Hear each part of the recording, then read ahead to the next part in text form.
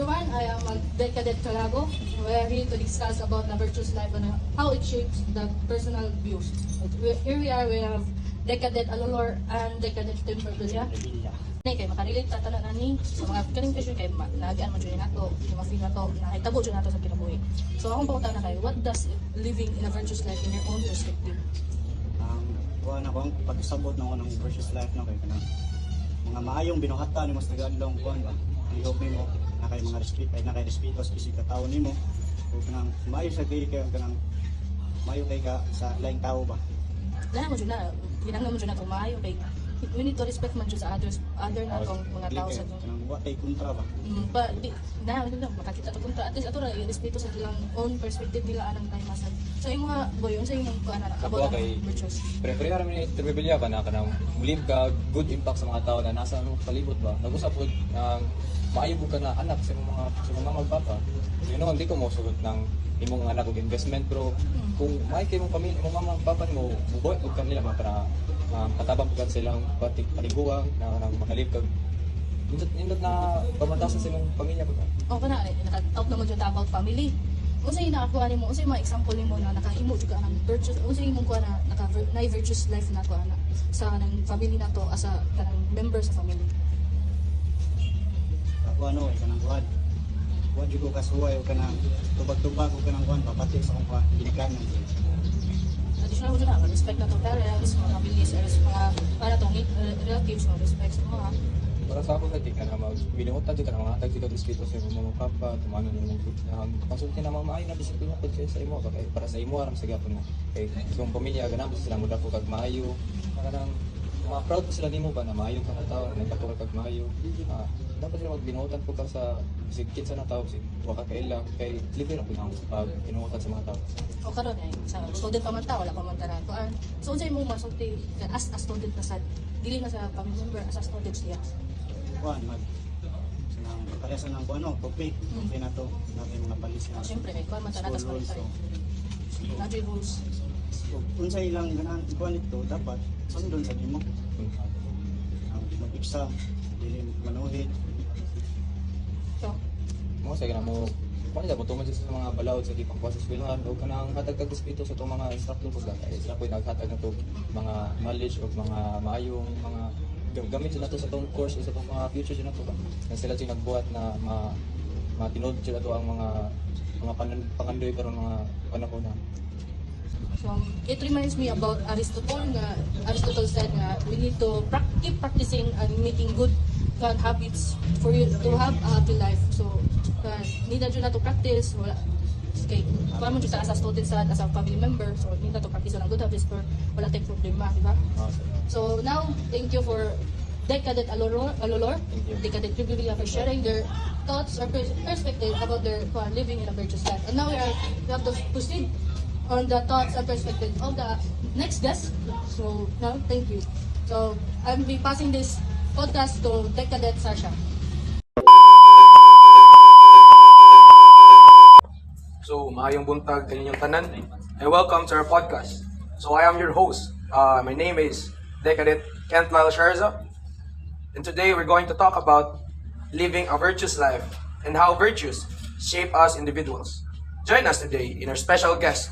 So, let me introduce Cadet Kaube and Cadet Baranggan. So, salamat kayo sa pagkanin niyo dito ng daya. Wala problema kay Bisag-busy kay schedule ba, nakatag yung oras na makanin mo. Karon naade ko yung nindot na topic na kuan ba na nasugatan sa kinabuhi ba. So, kung sa English ba, what does living a virtuous life mean to you?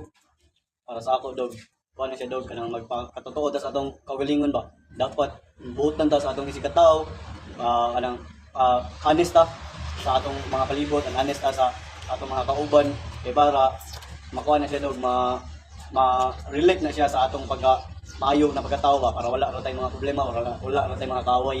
Ito, pagka ba sa isa ka word, ako kay factor, daghan kay maigo, no? Daghan Grabe ang scope. Nindot kay siya na kuno na topic ba na bisag usaw na to pagkuno ning pag-una-una sa kinabuhi ba, kumawa ang virtue din na word ay pait kay kinabuhi. Wala kay direction o walay guide. Oo, yan na no. So ikaw di ba, yung sa di pagsabot sa di mo ng virtuous life di? Ang ako, okay, na ako nabasahan ni ingon daw si Aristotle is living a virtuous life is kana gani si tawag na mo develop ka og characteristics like honesty, courage, and mga yung ba, mga virtues man na good na maka-help sa kapwa-tao o sa imo hasang kaugalingon. Kay without murag out of place kay ka sa society. Ito sa ko makanong na sa kuba na dili din na ang kana din pag virtuous life day wala gid din na nagsugod sa pagbata na to. Kumbaga ato na sa mga experiences no. I-develop pagyapon. Nya kakuan ba ya kadog na ato yagi ingon dog na ni Aristotle na mag-anad ka na dog na kinabuhi ana na lifestyle na virtuous life ka naay posibilidad ma-achieve nimo ang eudaimonia or satisfaction sa imong kinabuhi like wala kay regrets pero kuan man ta tawo man ta dog so imposible gyud na siya na ma-achieve na natong eudaimonia pero naay chance gamay na ana ka dog Induta bitaw sa kung ma-achieve sa to na ba no? Kung mao lagi ang problema lang yun ang grade sa usa ka tawo di gyud mawagin. Oo. Bisag na naka sa point na naka sa babaw magita gyud kag mas babaw na di ba? May kapahit sa tao gid.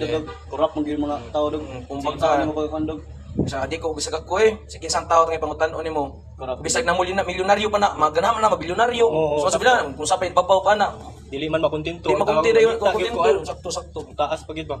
Pero karon atong tabian kay let's say padung man tanan na kinabuhi kay kung sa na may edad na to. Yung 20 kap yan na ta. Kaingon siguro ba nung start na atong pag-adult gani. Karon ma-relate ni sa pagka-estudyante na to. So, for students daw as diba? sana dog na bike na siya dog Iyay ka. Ilang daw. Kung baga day ang pangutan na din niya kay ikaw na pagka-estudyante. Yun sa nimo pag-commit ang usa ka virtuous na life. Di sa eskwelahan lang ba kumbaga sa eskwelahan lang mahitabo. Unsay mo mauna na past experience nimo na nahitabo na ni nabuhat nimo ang virtuous life. Kuan daw kana ganing makatabang kasi mo ang kuan classmates especially sa atoa nga lab 7 nga plotting Mo lagi. grabe siya ka stressful o daghan kay mga like ang workload ba grabe kayo. Ikaw nga makauna ka kumanya makita nimo nga imong Naglisod. amigo galisod tabangan na nimo Mao gyud. karon dili nang ikay mo graduate Madungan-dungan dungan gid. gyud dapat sabay kita na Kana ging una-una nga kung matabangan ako ni siya, sure jud ko mo paso migdungan. Pero kung ako rin mo paso, maunaan nimo ba na? Pwede din ako siya matabangan, magdungan matay. Ang regret ba maghaan kini mo konsensya pero nga mo konsensya nga pili ka makatabang niya wala wala din no. Mura ra kung naunaon nimo ba kung naay luwas unong tao, naay pwede ka buhaton pero wala nimo gibuhat. Mo na magsige na balik-balik ang regret.